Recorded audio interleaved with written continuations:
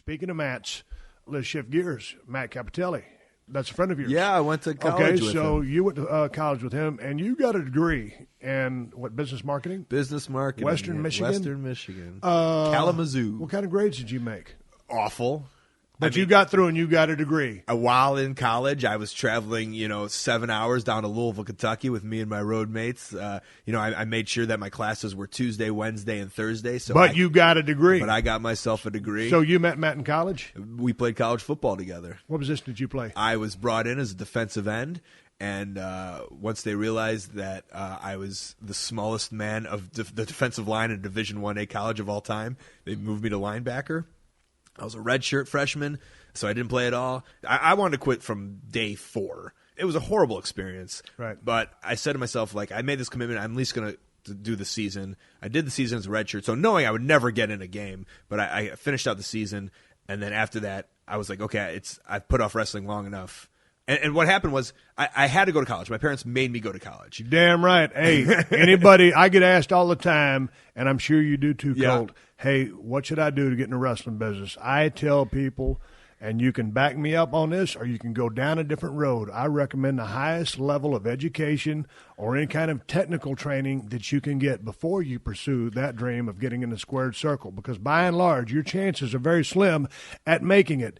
And I'm not telling anybody to not follow their dream, but when you ask my opinion, get the highest level of education that you can. Colt. Well, do you know what I've realized now is, and you'll agree with this because of all this stuff that you're futzing with, imagine if you knew how to do graphic arts. Imagine if you knew how to do audio engineering. Imagine if you knew how to do video editing. Imagine if you spoke Spanish or Japanese or Korean. Do you know what an asset you would be as a professional wrestler?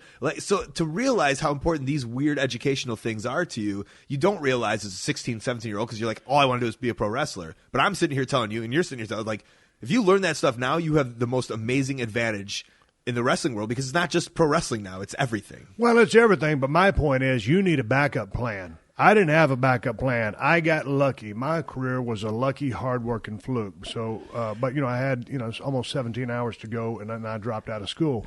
But to me, it's a backup plan because most people ain't going to make it. But going back to young Matt Cappotelli, when Bob Holly throttled him on Tough Enough back in the day. Yeah. And I always loved working with Bob Holly. He's a very funny, unique guy, dry sense of humor. He's a loner, but he's a tough guy. But I thought he shelled out a little bit hard on Matt, and I didn't agree with the beat down. How did you take that? Well, I knew him personally. Yeah. Well, it was hard for me to watch. But what I knew about Matt, so when I played football at Western, I didn't have any friends. I had zero friends. It was kind of a loner? It was a hard. I'm not at all. Right. But I wasn't like everybody else. I don't know what it was. And Matt was always super nice to me. Yeah. And he was, and because when we would sit in when we're sitting in the computers while the coach is talking to us, he sees me on I don't even know what it was back then. Maybe Observer.com. It's, right. I'm on the internet looking up wrestling stuff while everyone's talking football. And he looked over and he was like, oh, I kind of like wrestling. And so we started talking about wrestling. So we had a friendship kind of based off of wrestling. And then when I stopped football and continued and went on to wrestle, he'd always be interested. He'd be wondering about it. And the next thing you know, he comes to me, he goes, hey, I'm doing this Tough Enough thing. Right. And Matt was, and he was on my podcast, and he's a hardworking dude, and he's nice, and he's a good Christian guy. And so when Bob Holly beat the shit out of him, I knew that it wouldn't break Matt. He was a hard-spirited guy, and I knew, and some of those guys on those shows, whether it's produced or not, they fight back and they do the wrong thing, I guess, in the wrestling terms of where they would yell at Bob Holly and try to have some kind of whatever. He was humble and he stood back, and I knew he was going to do that. Right. I kind of knew he was going to win. I